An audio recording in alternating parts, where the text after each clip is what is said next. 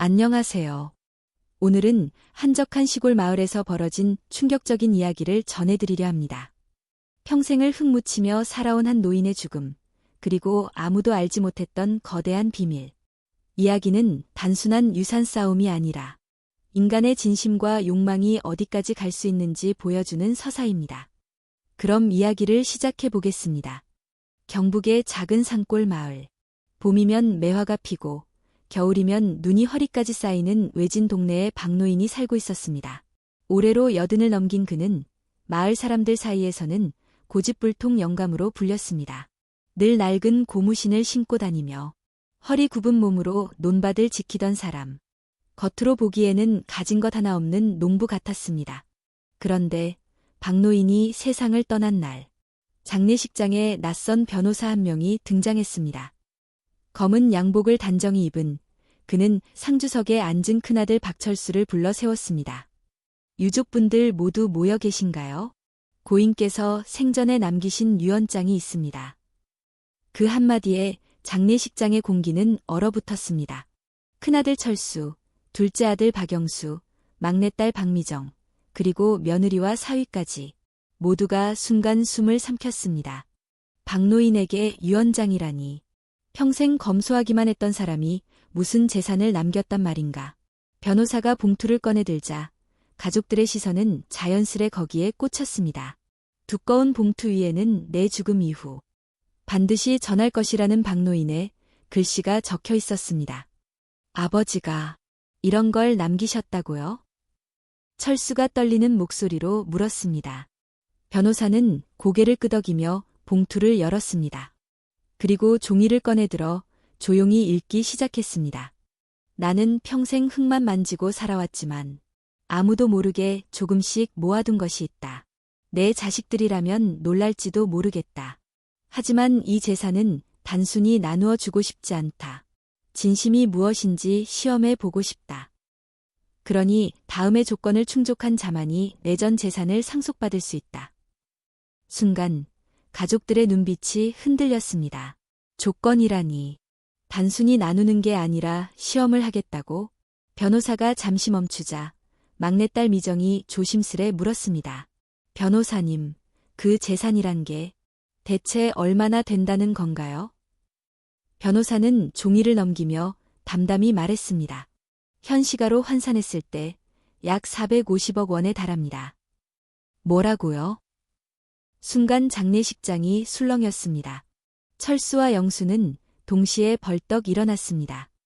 평생 가난한 농부로만 알았던 아버지가 450억 원을 남겼다니 믿을 수 없는 일이었습니다. 거짓말이지. 우리 아버지가 그런 돈을 어떻게. 둘째 영수가 중얼거렸습니다. 하지만 변호사는 태연히 설명을 이어갔습니다. 평생 모아온 토지와 오래전 보상받은 개발보상금, 그리고 은행에 분산해둔 예금까지 합친 금액입니다. 고인은 절대 아무에게나 이 돈을 맡기지 않겠다는 의지를 남기셨습니다. 순간 며느리들의 눈빛이 번쩍였습니다. 그동안 장례식장에서 울던 표정은 싹 사라지고 대신 계산하는 눈빛이 스쳤습니다. 사위 역시 고개를 갸웃거리며 속으로 계산기를 두드렸습니다. 450억이라면 단순히 나누기만 해도 억대의 돈이 떨어질 판이었습니다. 조건이란 게 도대체 뭡니까? 큰아들 철수가 다급히 물었습니다. 변호사는 유언장을 다시 읽었습니다. 첫 번째 조건. 내가 평생을 지켜온 산골집을 끝까지 지켜낼 마음이 있는 자만 상속 후보가 될 수 있다. 그 집을 팔거나 버리려는 자는 단 한 푼도 받을 수 없다. 순간 가족들의 표정이 미묘해졌습니다. 낡은 흙벽돌집, 지붕은 기울고 겨울이면 바람이 숭숭 들어오는 집. 누구도 살고 싶어 하지 않는 집이었습니다. 게다가 시골 오지에 있어 관리조차 힘들었습니다. 그게 조건이라고요? 둘째 영수가 황당하다는 듯 웃었습니다. 도심 아파트도 아니고 그런 집을 지키라고? 차라리 돈만 주시지. 하지만 막내딸 미정은 달랐습니다. 그 집은 아버지가 가장 아끼시던 곳이잖아요. 매년 봄이면 매화가 피고 우리가 어릴 적 뛰놀던 곳. 그녀의 말에 가족들은 잠시 침묵했지만 곧 다시 현실적인 표정으로 돌아갔습니다. 미정아, 그게 무슨 소용이 있니? 집은 집이고 돈은 돈이지. 결국 돈이 중요하지 않겠어? 철수가 단호히 말했습니다. 하지만 그 순간 변호사가 의미심장하게 덧붙였습니다. 고인께서는 말씀하셨습니다. 진심으로 내 삶을 이해하는 자에게만 내 재산을 맡긴다. 앞으로 이 조건을 증명해야 합니다. 그렇지 않으면 유산은 전부 사회에 환원됩니다. 순간 장례식장은 숨막히는 정적에 휩싸였습니다. 450억이라는 거대한 재산. 그러나 그것을 얻기 위해서는 낡은 산골집을 지켜야 한다는 조건. 과연 누가 이 시험을 통과할 수 있을까요? 이렇게 해서 박노인의 죽음과 함께 시작된 450억 원의 유산 전쟁은 첫 번째 장을 열게 되었습니다. 이제 자식들과 사위, 며느리들은 서로 다른 계산과 욕망으로 충돌하기 시작합니다. 과연 이 조건을 끝까지 지켜낼 자식은 있을까요? 아니면 모두가 욕망에 무너져 재산은 사회로 흘러가게 될까요? 장례가 끝난 지 사흘째 되는 날, 박노인의 자식들이 다시 산골집에 모였습니다. 집은 여전히 낡고 삐걱거렸습니다. 바람은 틈새로 스며들었고 대문은 오래된 못에 겨우 걸려 있었습니다. 하지만 이제 이 집은 단순한 흙집이 아니었습니다. 450억 원의 열쇠가 걸려있는 곳이었습니다. 큰아들 철수는 집마당에 들어서자마자 인상을 찌푸렸습니다. 아휴, 냄새 좀 봐라. 곰팡내가 진동을 하네. 이런 집을 지키라니. 말도 안 돼. 옆에 있던 아내, 경숙이 눈치를 주며 속삭였습니다. 여보, 그래도 여기서 버티는 척이라도 해야 하지 않겠어요? 조건이 그렇다잖아. 철수는 잠시 입술을 깨물더니 고개를 끄덕였습니다. 그렇지. 조건만 지키면 되잖아. 진심이고 뭐고. 그냥 보여주기만 하면 돼. 둘째 영수는 현관 앞에 서서 주위를 두리번거렸습니다. 집이 문제야. 이거 유지하려면 돈이 얼마나 드는지 알아? 지붕만 갈아엎어도 몇 천은 깨질 거야. 그냥 헐고 땅만 남겨두면 안 되나? 그러자 그의 아내 선희가 재빨리 손을 잡았습니다. 여보, 조용히 해. 변호사님이 조건에 팔거나 버리면 안 된다고 했잖아. 누가 듣기라도 하면 어쩌려고 그래. 영수는 인상을 찌푸리며 작게 중얼거렸습니다. 아버지 참. 마지막까지 고생을 시키네. 막내딸 미정은 안방에 들어가 아버지가 쓰던 낡은 책상을 쓰다듬었습니다. 책상 위에는 아직도 손때 묻은 성경책과 작은 주전자 하나가 놓여 있었습니다. 아버지, 왜 이런 조건을 남기셨을까? 이 집을 지키는 게 진심을 증명하는 길이라고 믿으신 걸까? 그녀는 조용히 한숨을 내쉬었습니다. 하지만 곳거실에서 들려오는 소란에 고개를 돌렸습니다. 거실 한가운데 앉은 철수와 영수는 벌써 언성을 높이고 있었습니다. 450억이면 형제끼리 공평하게 나눠야지. 왜 굳이 집 같은 걸 끼워 넣어서 우리를 시험한다는 거야? 영수가 날카롭게 말했습니다. 철수는 코웃음을 쳤습니다. 공평. 세상에 공평이 어딨냐. 아버지가 조건을 걸었으니 조건을 만족하는 놈이 다 가져가는 거야. 그게 유언장이잖아. 형, 말은 똑바로 해. 형은 이 집 하루도 못 지켜. 관리비에, 수리비에, 땅세까지 다 감당할 수 있겠어? 그럼 내가 할 수 있냐? 내가 그동안 아버지께 한 게 뭐 있다고? 두 사람의 목소리는 점점 거칠어졌습니다. 그 모습을 본 미정이 조용히 끼어들었습니다. 형들, 그만해. 아버지가 원하신 건 우리 싸우는 게 아니잖아. 진심을 보라는 거였을 거야. 그러자 철수가 비웃듯 말했습니다. 진심. 미정아, 세상은 그렇게 돌아가지 않아. 진심으로 뭘 할 수 있는데? 결국 돈이 있어야 다 되는 거야. 영수도 맞장구 쳤습니다. 그래. 내가 아무리 착한 척해도 돈 없으면 다 소용없어. 결국 아버지가 남긴 건 시험이 아니라 전쟁이야. 그 순간 변호사가 다시 등장했습니다. 그는 서류 가방을 내려놓으며 담담히 말했습니다. 고인의 뜻에 따라 다음 조건을 발표하겠습니다. 가족들의 시선이 일제히 그에게 쏠렸습니다. 첫 번째 조건은 모두 아시다시피 산골집을 지킬 것이었습니다. 이제 두 번째 조건을 말씀드리겠습니다. 고인은 이렇게 적으셨습니다. 내가 평생 가난했기에 진정한 마음은 남을 도울 때 드러난다. 가장 어려운 이웃을 도운 자에게 상속 자격을 주겠다. 순간 가족들의 표정은 복잡하게 흔들렸습니다. 경숙은 속삭였습니다. 여보, 어려운 이웃이라니. 그걸 어떻게 증명하라는 거야? 철수는 팔짱을 끼며 중얼거렸습니다. 도와주는 척만 하면 되지. 사진 몇 장 찍고 증거 남기면 되는 거야. 영수는 냉소적으로 웃었습니다. 역시 형답네. 남 도와주는 것도 쇼로 하겠다 이거지. 미정은 고개를 저으며 말했습니다. 그건 아버지가 원하신 방식이 아니야. 진짜 마음을 보여달라는 거잖아. 변호사는 고개를 끄덕였습니다. 맞습니다. 고인은 특히 이렇게 덧붙이셨습니다. 거짓된 선행은 드러나게 마련이다. 거칠애로 남을 돕는 자는 반드시 탈락한다. 철수와 영수는 순간 서로를 바라보며 얼굴이 굳었습니다. 그날 밤 가족들은 각자의 방으로 흩어졌습니다. 철수는 아내와 속삭였습니다. 좋아, 우리 구청이랑 연결해서 봉사활동 몇 개 끼워 넣자. 사진만 있으면 증거로 충분해. 경숙은 고개를 끄덕였지만 어딘가 불안한 눈빛이었습니다. 영수는 선희에게 말했습니다. 이웃 돕기라.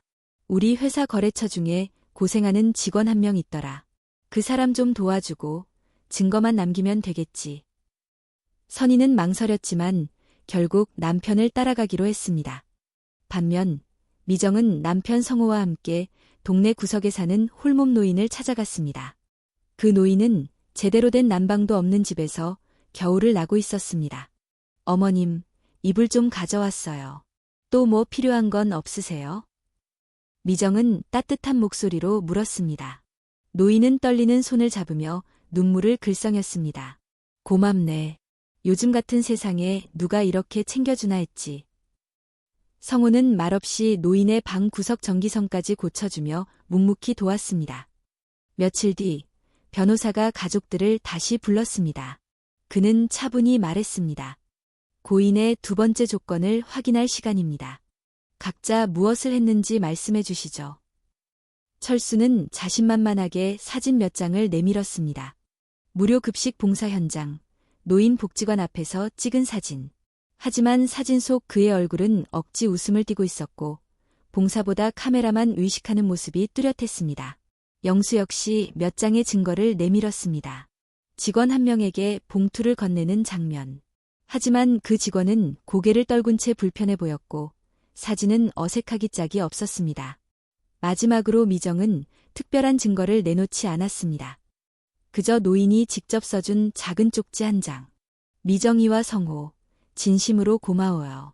덕분에 다시 살고 싶다는 마음이 들었습니다. 변호사는 서류를 정리하며 조용히 선언했습니다. 철수 씨, 영수 씨, 고인의 뜻에 따라 두 분은 상속 자격에서 제외됩니다. 뭐라고요? 두 형제가 동시에 소리쳤습니다. 아버지가 뭘 원하셨는지 이제야 확실히 알 것 같네요. 미정은 눈가에 눈물이 맺힌 채 고개를 숙였습니다. 이렇게 해서 박노인의 두 번째 시험은 끝났습니다. 보여주기식 선행은 모두 탈락했고 오직 진심을 가진 자만 남게 되었습니다. 그러나 이것은 아직 시작에 불과했습니다. 유언장에는 마지막으로 더욱 충격적인 조건이 남아있었기 때문입니다. 늦겨울의 산골집. 바람은 창문 틈새로 스며들며 집안을 흔들었고 낡은 등잔만이 희미하게 빛을 내고 있었습니다. 그날 밤 변호사는 가족들을 다시 불러 모았습니다. 탁자 위에 놓인 유언장은 이미 여러 장의 종이로 나뉘어 있었고 그중 세 번째 장이 서서히 펼쳐졌습니다. 고인의 세 번째 조건을 전하겠습니다. 이 집에서 하룻밤을 함께 보내라. 단, 거짓 없는 마음으로 서로를 돌보는 자만이 살아남는다. 가족들은 순간 서로의 얼굴을 바라보았습니다. 싸늘한 공기 속에서 이제는 누구도 쉽게 입을 열지 못했습니다. 여보, 여기서 자라고?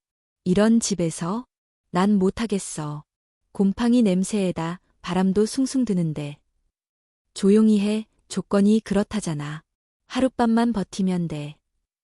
그러나 그의 눈빛에는 불안과 짜증이 가득했습니다. 억지로 참는 표정. 그것은 결코 진심이라 할 수 없었습니다.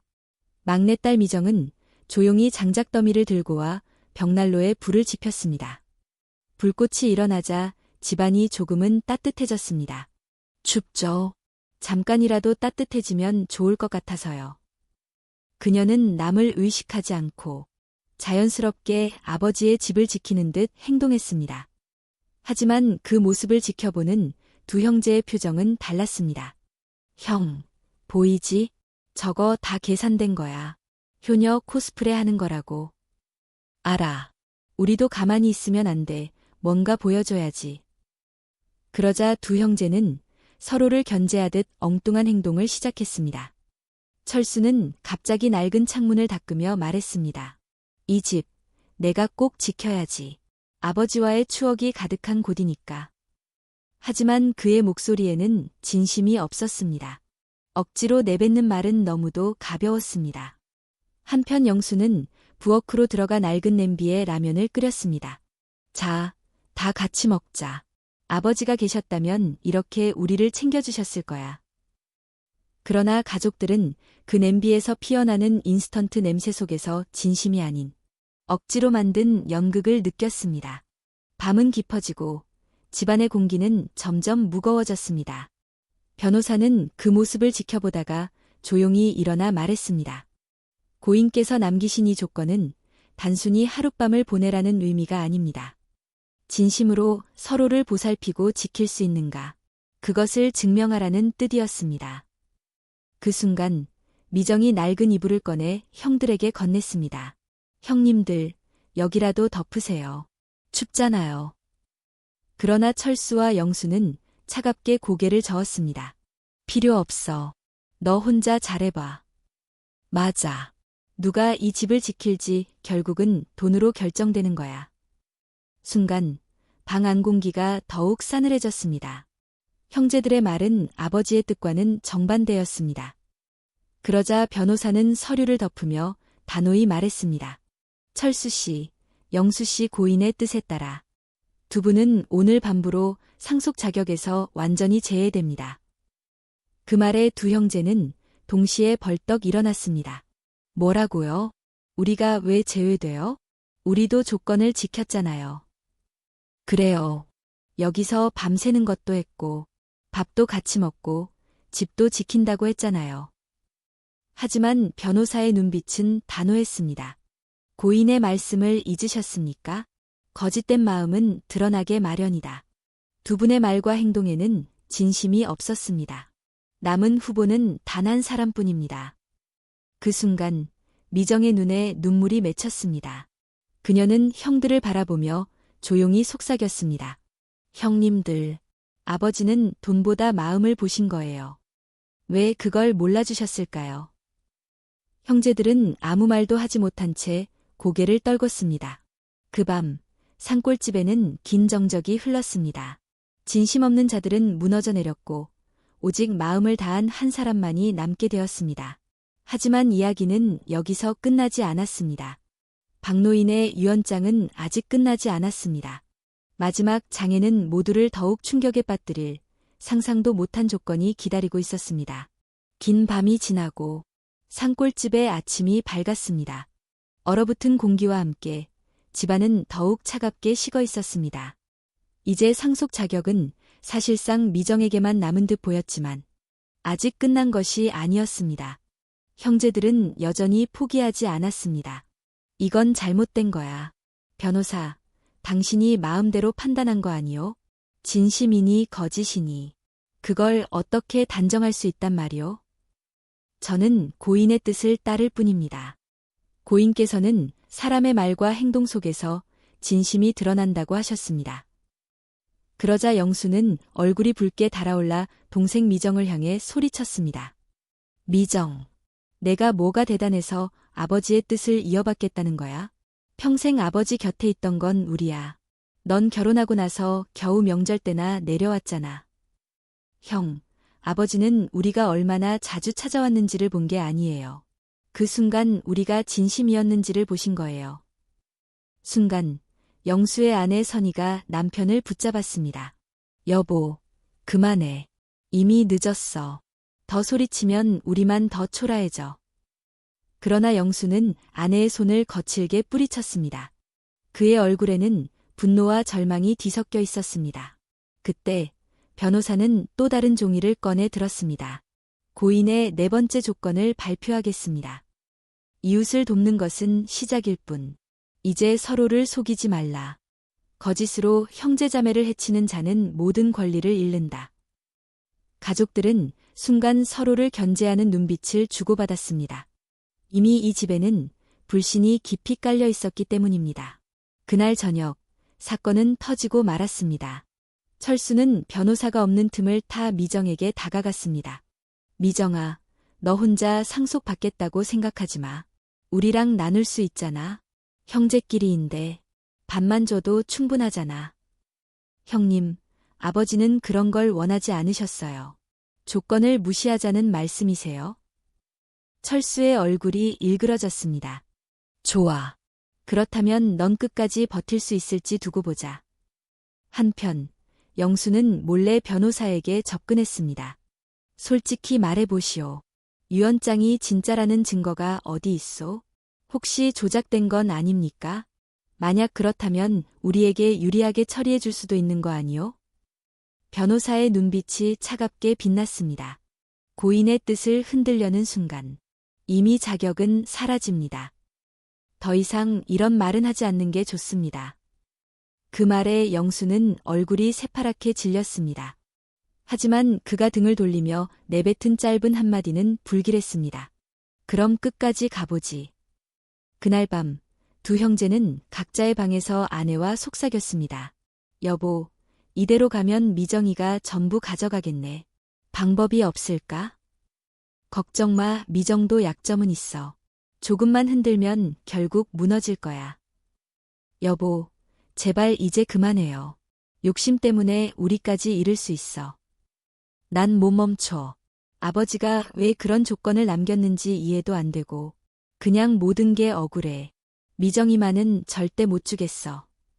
시간이 흐르며 형제들의 가면은 완전히 벗겨지고 있었습니다. 처음에는 효심을 가장했고 그 다음에는 선행을 꾸몄습니다. 하지만 이제는 서로를 향한 적대와 탐욕만이 남아 있었습니다. 다음 날 아침 변호사가 마지막으로 선언했습니다. 철수 씨, 영수 씨 고인의 뜻을 어기고 서로를 속이려 한 사실이 확인되었습니다. 두 분은 상속 자격에서 최종적으로 제외됩니다. 순간 철수는 자리에서 일어나 책상을 주먹으로 내려쳤습니다. 이건 불공평해. 아버지가 진짜 원하신 게 이거라고? 거짓말이야. 그러나 그의 목소리는 공허하게 울릴 뿐 아무도 더 이상 귀 기울이지 않았습니다. 그렇게 해서 남은 건 단 한 사람, 막내딸 미정뿐이었습니다. 하지만 유언장은 아직 끝나지 않았습니다. 변호사는 마지막 장을 천천히 꺼내들며 말했습니다. 고인의 마지막 조건은 모든 것을 뒤바꿀 것입니다. 가면은 이미 부서졌고 진실은 드러났습니다. 이제 남은 것은 최후의 시험뿐이었습니다. 박노인의 유언이 남긴 마지막 한 문장. 그것은 과연 무엇일까요? 철수와 영수가 탈락한 뒤 집안은 잠시 고요해졌습니다. 그러나 그 고요함은 곧 폭풍을 부르기 전에 정적에 불과했습니다. 변호사는 마지막 종이를 조심스럽게 펼쳤습니다. 종이는 이미 오래돼 가장자리가 누렇게 바랬고 글씨는 힘겹게 눌러 쓴 흔적이 남아 있었습니다. 고인의 마지막 조건을 낭독하겠습니다. 피보다 진심을 택하라. 내 자식일지라도 거짓이라면 버리고 피부치가 아닐지라도 진심이라면 내 모든 것을 주겠다. 그 순간 방 안의 공기는 얼어붙었습니다. 아버지가 이런 말씀까지. 철수와 영수는 충격의 말을 잇지 못했습니다. 상속에서 이미 제외된 자신들에게는 아무 의미 없는 조건이었지만 그 의미는 너무도 잔혹했습니다. 뭐라고? 결국 피보다 남을 택하겠다고? 그럼 우린 대체 뭐야? 자식이 아니라는 거야? 이건 말도 안 돼. 아버지가 우리를 이렇게 부정할 리 없어. 그러나 변호사는 단호했습니다. 고인의 의지는 분명합니다. 진심 없는 자식은 더 이상 의미가 없고 진심을 가진 타인에게라도 모든 걸 주겠다는 뜻입니다. 철수와 영수는 분노로 몸을 떨었지만 이미 돌이킬 수 없었습니다. 결국 그들의 시선은 미정에게 쏠렸습니다. 좋아. 결국 너한테 다 가겠지. 하지만 기억해라, 미정아. 내가 지키는 건 돈이지. 우리 가족이 아니야. 그래. 내가 아무리 아버지의 뜻을 받들었다 해도 피부치보다 더한 건 없을 거야. 그 말은 질투이자 체념이었지만 동시에 마지막 저항이기도 했습니다. 그러나 미정의 시선은 두 형제가 아닌 다른 곳에 머물러 있었습니다. 아버지가 생전에 함께했던 또 다른 인연. 바로 홀로 살던 마을 노인이었습니다. 미정은 조심스럽게 입을 열었습니다. 아버지가 말씀하신 피보다 진심이란 어쩌면 저분을 두고 하신 말씀이 아닐까요? 생전에 늘 곁을 지켜주신 이웃. 그분이야말로 진짜 가족처럼 지내셨잖아요. 순간 가족들은 충격에 휩싸였습니다. 뭐라고? 그 노인네한테 전부 준다고? 이건 말도 안 돼. 아버지 재산은 우리 피부치가 가져야 마땅해. 그러나 변호사는 고개를 끄덕였습니다. 고인께서는 이렇게도 적으셨습니다. 내 곁을 떠나지 않고 끝까지 내 삶을 함께한 자. 그가 진정한 상속자다. 그 조건에 부합하는 이는 미정 씨뿐만 아니라 마을에서 함께 지내던 이웃 노인도 해당됩니다. 미정은 순간 깊은 고민에 빠졌습니다. 눈앞에는 450억 원이라는 거대한 재산이 있었습니다. 하지만 아버지의 뜻은 분명했습니다. 피보다 진심을 택하라. 아버지, 정말 제가 이 선택을 할 수 있을까요? 그녀의 눈에 맺힌 눈물은 단순한 욕심이 아니라 무거운 책임이었습니다. 밤이 깊어갈수록 가족들의 갈등은 극에 달했습니다. 철수와 영수는 여전히 미정을 설득하려 했고 심지어 협박에 가까운 말도 서슴지 않았습니다. 미정아, 생각 잘해라. 너 혼자 그 돈 다 감당할 수 있겠어? 우리랑 나누면 모두 편해지는 거야. 맞아.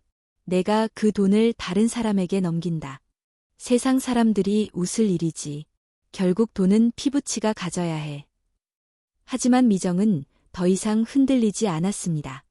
아버지가 원하신 건 돈이 아니었어요. 마지막까지 지켜주길 바라신 건 진심이에요. 그 순간 변호사는 마지막 결정을 선언했습니다. 고인의 뜻에 따라 상속자는 막내딸 미정 씨와 평생 고인을 곁에서 지켜온 마을 노인 두 분으로 확정합니다. 철수와 영수는 결국 고개를 떨궜습니다. 그들의 욕망과 거짓은 이미 무너져 있었고 더 이상 반박할 힘도 남지 않았습니다. 아버지, 저에게 주신 이 선택의 무게 잊지 않겠습니다. 그 목소리에는 탐욕이 아닌 깊은 결심이 담겨 있었습니다. 이렇게 해서 박노인의 마지막 시험은 끝났습니다. 피보다 진심을 택한 자, 바로 미정이었습니다. 하지만 유산을 함께 나눌 마을 노인의 존재는 가족들에게 또 다른 파장을 불러올 것이었습니다. 진심은 선택되었지만 그 선택의 대가는 결코 가볍지 않았습니다. 끝내 우리를 버리고 남을 택하다니. 아버지가 정말 이런 뜻이었단 말이야. 이건 잘못됐어. 피부치가 버려지고 이웃이 상속자가 되다니. 난 인정 못해. 여보, 그만해요. 이미 결정은 끝났잖아요. 더 소리쳐봤자 바뀌지 않아. 여보, 이제 받아들이자. 우리 욕심이 너무 컸던 거야. 형님들, 저도 두렵습니다. 하지만 아버지는 마지막까지 우리에게 무엇이 진짜 가족인가를 묻고 계셨어요. 그래서 피보다 남을 택하는 게 옳다는 거냐? 아버지는 피보다 진심을 원하셨습니다. 가족이면서도 진심을 잃으면 의미가 없다고 끝까지 말씀하셨잖아요. 왜들아, 나는 바라던 게 없다. 그저 평생 같이 밥 먹고 같이 웃던 그 시간이 좋았을 뿐이야. 그런데 이렇게 큰 걸 내게 주시다니. 차라리 내가 두렵구나. 어머님, 아버지가 남기신 건 돈보다 마음이에요. 저와 함께 그 뜻을 지켜주세요. 결국 우리가 진 건가? 아버지가 마지막까지 원하신 게 바로 이거였구나. 진심 없는 자식은 자격이 없다. 그 말씀. 형님들, 돈은 제가 지키지 않겠습니다. 아버지가 원하신 대로 이웃과 나누고 필요한 곳에 쓰겠습니다. 저 혼자 욕심내는 일은 없을 거예요. 그래, 그게 내 아버지가 바라던 길이지. 돈은 흘러가지만 마음은 남는 법이야. 우리가 괜한 싸움을 했네. 결국 아무것도 못 얻고 마음만 잃었어. 그래도 늦게라도 알게 됐잖아요. 돈보다 중요한 게 뭔지. 미정아, 미안하다. 그동안 널 원망했지만 넌 우리보다 훨씬 더 아버지를 이해했구나. 나도 미안하다. 우리가 탐욕에 눈이 멀었어. 형님들, 이제라도 아버지의 뜻을 함께 이어가면 됩니다. 우리 진심으로 다시 가족이 될 수 있잖아요. 그래, 진짜 주인은 돈이 아니라 결국 마음이었어. 내 아버지는 마지막까지 우리에게 그걸 가르쳐 주셨단다.